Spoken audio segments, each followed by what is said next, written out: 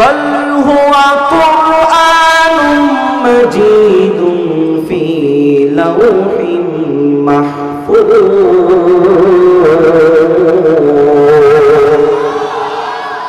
কোরআন সুন্দর করে জবাব দিচ্ছেন, আমার পরিচয়, আমার বাড়ি হলো লাউহে মাহফুজে।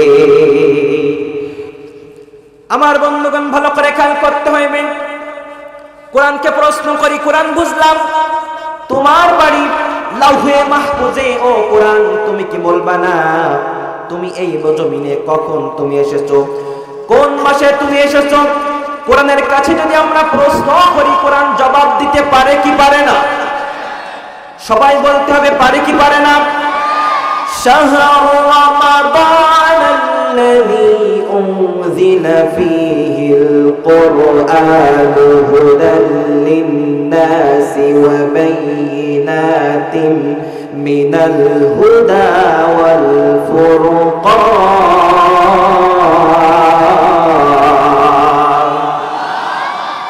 কোরআন সুন্দর করে জবাব দেয়, আমি এই কোরআন দুনিয়ার বুকে মুহররমে আসি নাই, সফরে আসি নাই, জিলকদে আসি নাই, জিলহজে আসি নাই।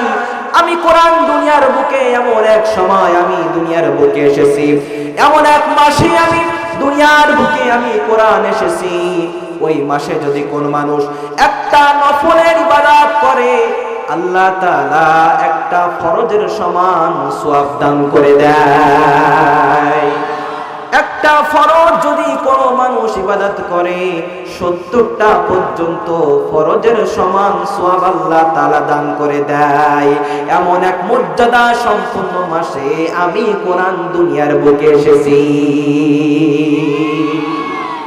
বন্ধুরা আমার, গভীর মনোযোগ দিতে হবে। কোরআনকে প্রশ্ন করি, কোরআন বুঝলাম, তুমি এমন এক মাসে তুমি এসেছো যেই মাসের মর্যাদা আল্লাহ তাআলা অনেক গুণে বাড়িয়ে দিয়েছেন। ও কোরআন, দুনিয়ার বুকে তুমি কেন এসেছো, তোমার উদ্দেশ্য কি? কোরআন সুন্দর করে জবাব দিচ্ছেন, আলিফ লাম রা কিতাবুন আনজালনাহু ইলাইকা লিতুখরিজান নাসা মিনাজ যুলুমাতি ইলান নূর।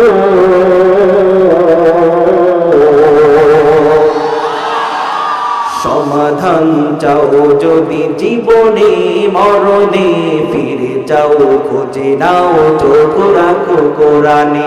সমাধান, ও সমাধান, সমাধান চাও যদি জীবনে মরণে, ফিরে যাও খুঁজে নাও চোখ রাখো কোরআনে।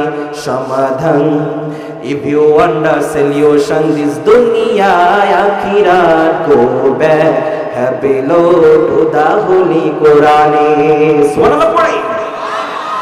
এই জন্য কোরআন বলছে, আমি দুনিয়ার বুকে এই জন্য এসেছি যাতে করে জুলুমাতে থাকা মানুষগুলো, অন্ধকারে থাকা মানুষগুলো যাতে করে আলোর পথ দেখতে পারে, জাহান্নামের পথ থেকে মানুষদেরকে জান্নাতে নিয়ে আসতে পারি। এই জন্য আমি কোরআন দুনিয়ার বুকে এসেছি।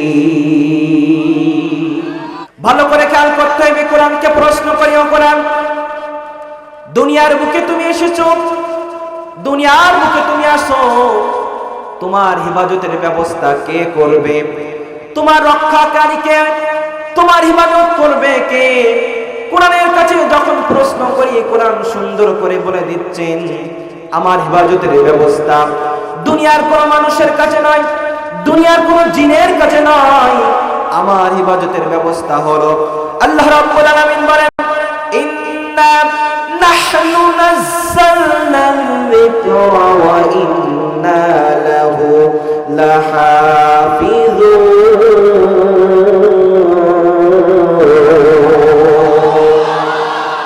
কোরআন বলছে আমার ইবাদতের ব্যবস্থা আল্লাহ রাব্বুল আলামিন বললেন, কোরআন নাজিল করেছি আমি, এর হিফাজতের ব্যবস্থাও আমি আল্লাহ তাআলা স্বয়ং নিজে হাতে করেছি।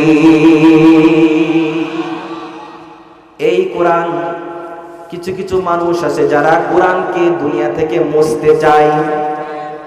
জোরে বলুন ঠিক না বেঠিক? ও শিবগঞ্জের মুসলমানেরা, কোরআনকে যদি সমস্ত চাই, কোরআনকে দুনিয়া থেকে বিদায় করতে চাই, বলুন তো কোরআনকে বিদায় করতে পারবে? আরো জোরে বলুন, পারবে?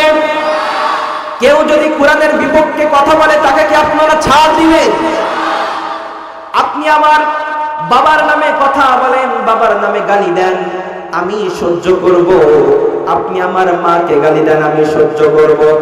আপনি আমাকে গালি দেন, আমি সহ্য করব। কিন্তু যদি আপনি আমার কোরআনকে যদি গালি দেন, আপনি আমার নবীকে যদি গালি দেন, আপনি আমার ইসলামকে যদি গালি দেন, তাহলে মুসলমানরা ঠিক থাকবে না। মুসলমান কাঁধে কাঁধ মিলিয়ে ওই নাস্তিক মুরতাদকে দুনিয়া ছাড়া করা পর্যন্ত মুসলমান বাড়ি ফিরতে জানে না। কথা বলেন ঠিক না? বলে